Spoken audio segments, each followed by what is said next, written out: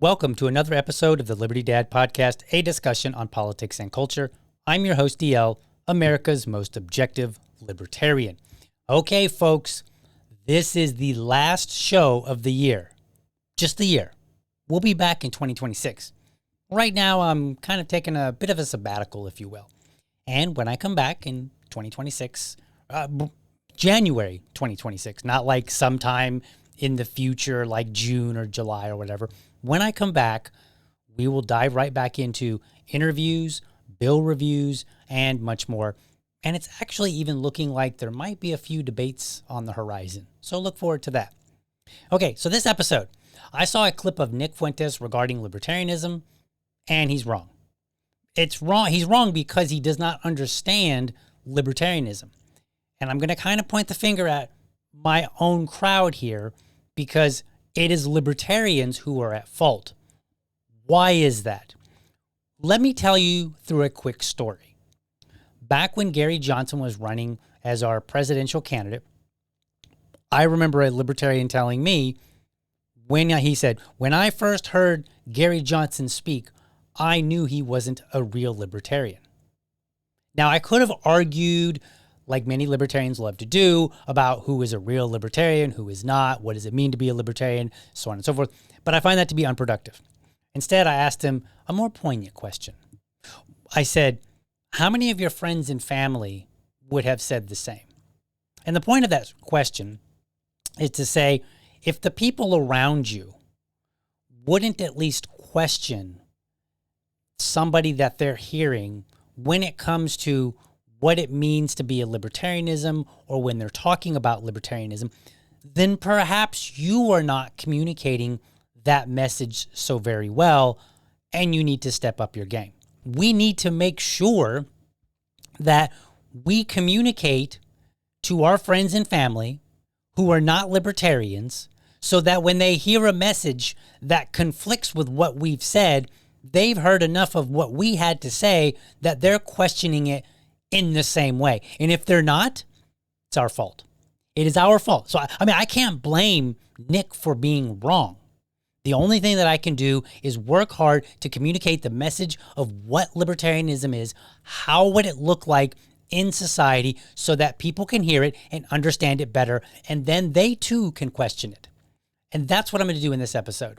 Because Nick Fuentes, he had this, or I don't know if it was him, but in my feed somewhere, I saw this 2-minute clip of Nick talking about not talking about Nick, but talking about libertarianism. So what I'm going to do is, number one, we're going to play the whole 2-minute clip. That way you get the full context of it. Then I'm going to throw in a really quick crash course on libertarian fundamentals. Then after that, I will break up that 2-minute clip into a few segments. Like I got 5 clips. And I'm going to address every single one of them. So let's get into it. Let's watch that first clip. The problem with libertarianism is that liberty is not the highest political virtue. The highest political virtue is order. That is the greatest ordering principle. That is the greatest governing principle, order. Order comes first. Liberty comes second. And order has to be maintained by a powerful state. Order has to be maintained by authority. And where does authority proceed from? Force, guns, overwhelming force, power that comes out of the end of a rifle, and legitimacy. The people have to believe in the authority of the state. And if these things are being undermined by freedom, by liberty, then you don't get liberty. And people like to say that Ben Franklin thing about liberty and safety, liberty and safety. It's about order and disorder. Forget about safety and liberty. It's about order and disorder. And what Hobbes writes is that even a bad order is better than disorder, than chaos, than a war of all against all, a total collapse of authority. Because do you know what happens when the power goes out? Rape. Okay? Rape, murder, looting, pillage, marauding, barbarism, an orgy of the crowds, an orgy of violence and chaos and hatred and anger. Okay, it's like the kinds of war crimes in Abu Ghraib. Okay, it's like the kinds of war crimes committed in Vietnam, in Iraq, When you have a total collapse of order, you get things that it's beyond human comprehension. So this is a very free country. This is one of the freest countries to ever exist. And the problem is that those things are starting to become undermined. The authority, the force and the legitimacy that founds the authority of the state, which holds the country together, which enforces the laws. And libertarians, they have a little bit too much faith in people and a little bit too much faith in the individual. I don't believe in the individual. And I'm individualistic, but I'm not an individualist. Individualism only makes sense in a white, Christian, patriarchal society. So that's the clip that I saw. There's probably more, but I think that's sufficient to work with. What I want to do is I want to give you what I consider to be the 3 pillars of libertarianism. Now, for my libertarian peers, I want to tell you, this is not meant to be some bulletproof philosophical way of understanding or defining libertarianism. It is a simple way to understand libertarianism for the average person. We could dive in to the finer philosophical points at a later time. And I think that what I have to say, the way I describe it, can be applied to most every situation that people face or discuss in the public square. So this relies on 3 pillars: self-ownership, the non-aggression principle, and freedom of association. Like I said, I think that these can be applied to most every situation that we face or discuss in the public square today. So let's start crash course, self-ownership. You own yourself and you have authority over you. You can decide what you want to do with your body, along with what you say put into it and what you don't.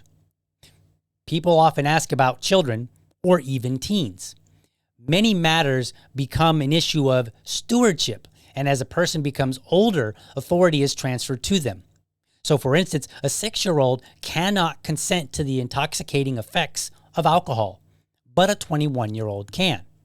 There is no definitive moment for when someone has full ownership, right? Like we put this line at 18 or 16 or 21 or whatever, but there's no definitive one. Libertarianism doesn't say at this moment somebody has full capability of managing their own ownership.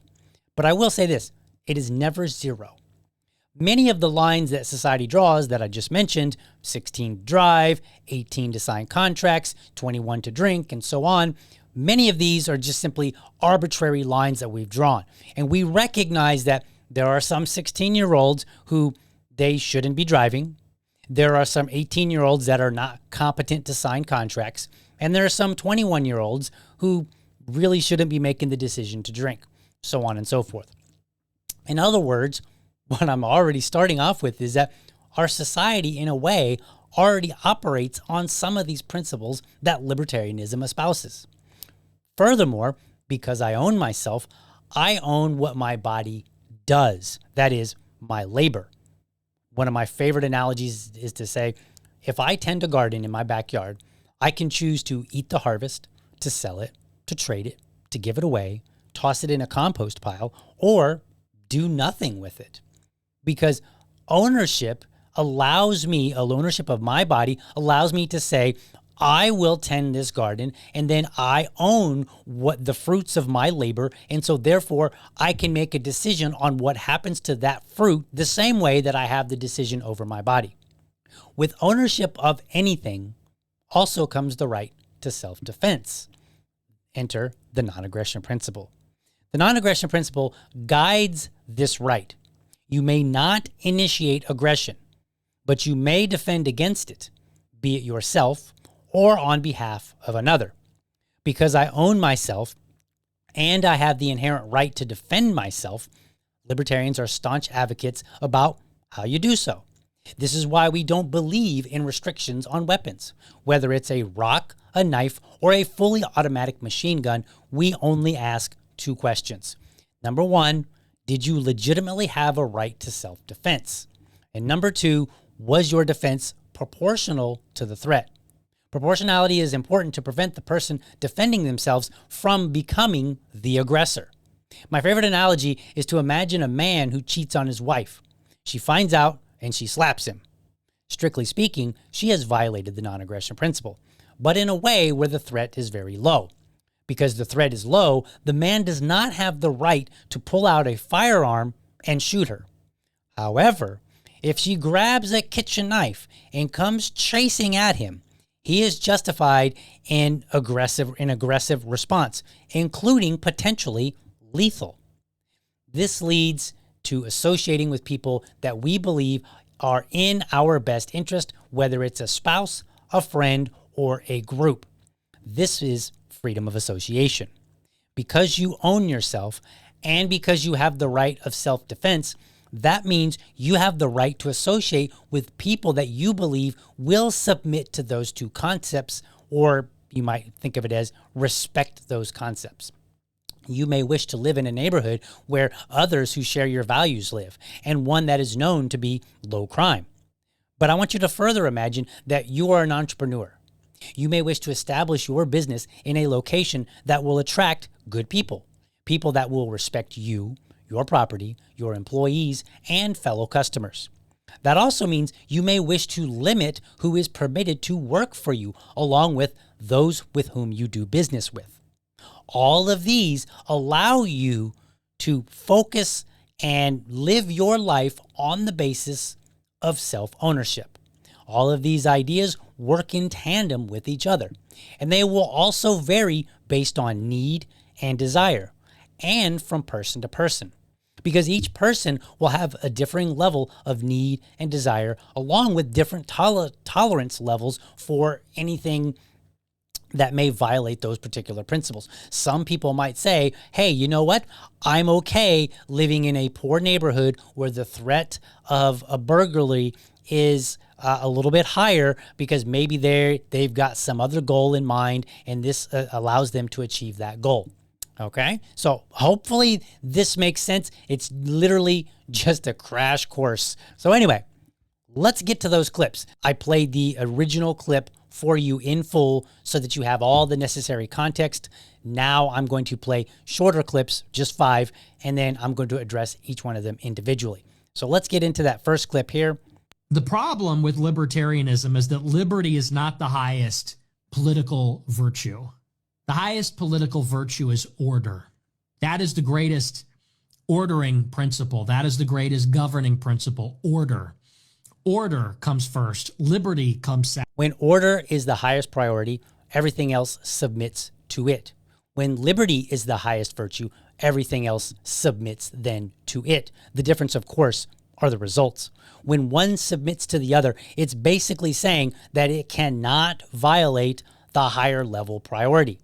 So let's take a look at a real life example. North Korea has order, but they don't have liberty, or they have very, very little of it.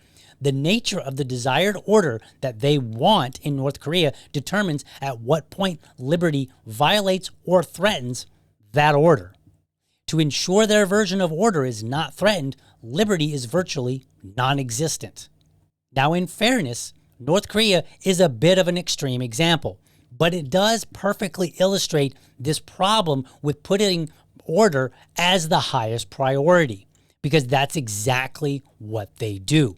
That is the extreme version of what Nick has advocated for. And the problem with what he's advocating for is he does not identify any line which cannot be crossed to get to a point of North Korea. Now let's look at this second clip.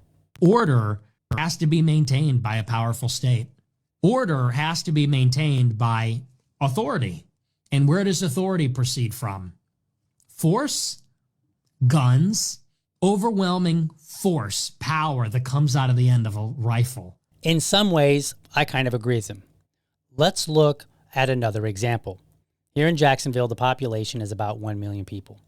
According to the Jacksonville Sheriff Office, they have about 3,500 employees with about 2,000 officers who have the authority to make arrest. I want you to ask yourself, does that sound like overwhelming force to you? Now, I want you to imagine if only half of the population is armed. Would that sound more like overwhelming force? In their 2024 open data report, the Jacksonville Sheriff Office, they made 27,348 arrests.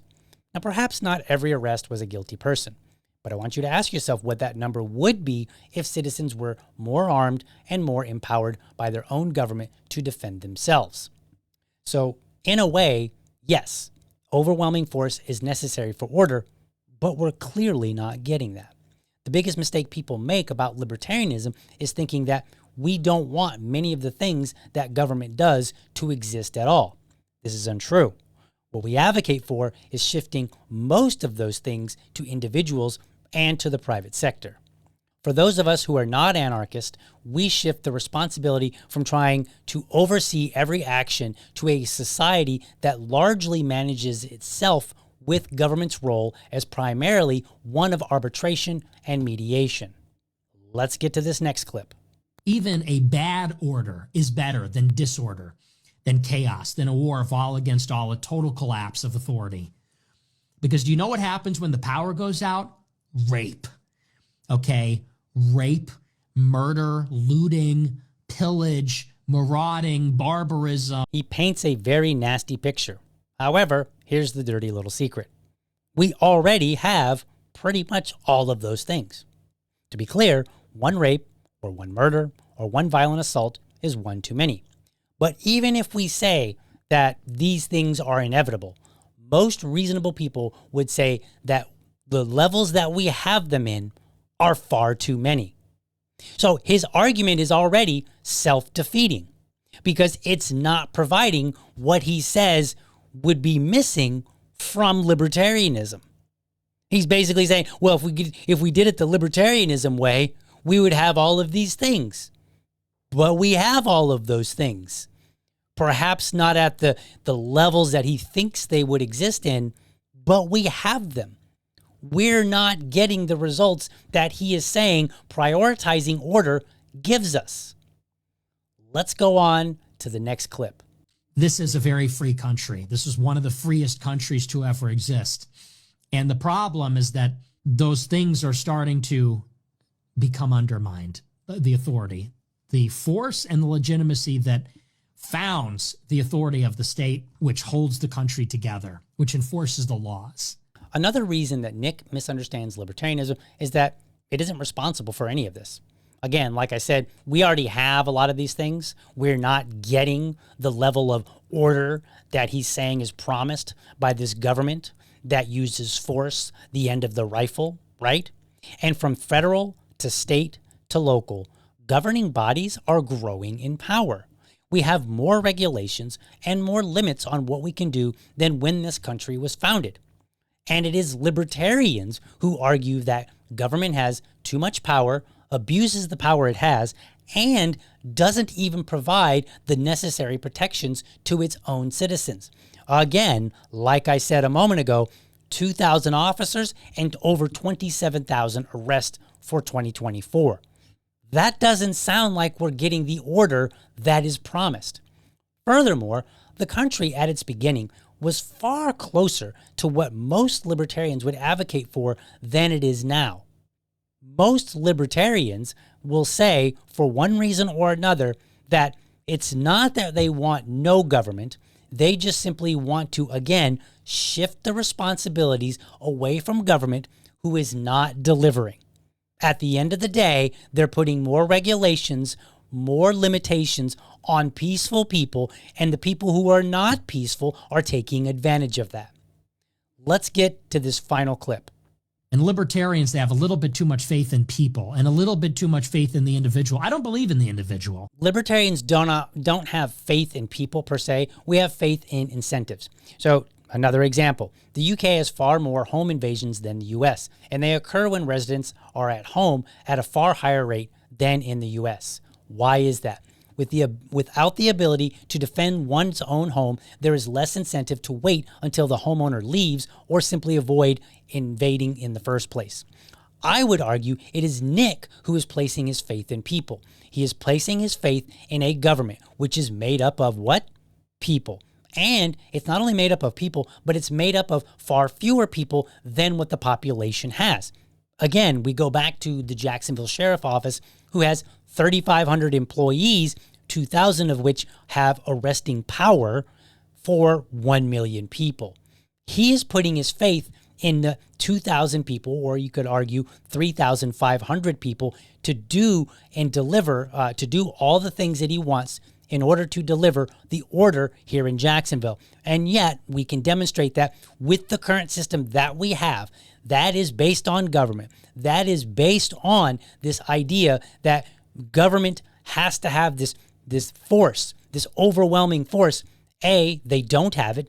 B, they can't get it, because how many people could they reasonably employ? And then 3, whether they increase their numbers or decrease their numbers, we are simply not getting it, despite the fact that we keep getting more and more and more laws, limitations, and restrictions. Another important factor is that with this fewer people that are in charge trying to enforce this order, it is made up of people who are regularly insulated from the decisions that they make for other people. A good example of this is when legislators pass laws that restrict your right to firearms or the right to the type of firearms that you might wish to carry. When they make those restrictions, many of them have their own personal security. But I don't have that kind of security. I don't have somebody whose sole job is to defend me. Therefore, it is upon me to be able to manage that. And while the 2,000 police officers might be a value add to me at some given point in time, the truth of the matter is, the reality is that if I'm in a threatening situation, those officers, maybe they're well-intentioned, maybe they would rush to my to help ensure my safety. Maybe they would do that.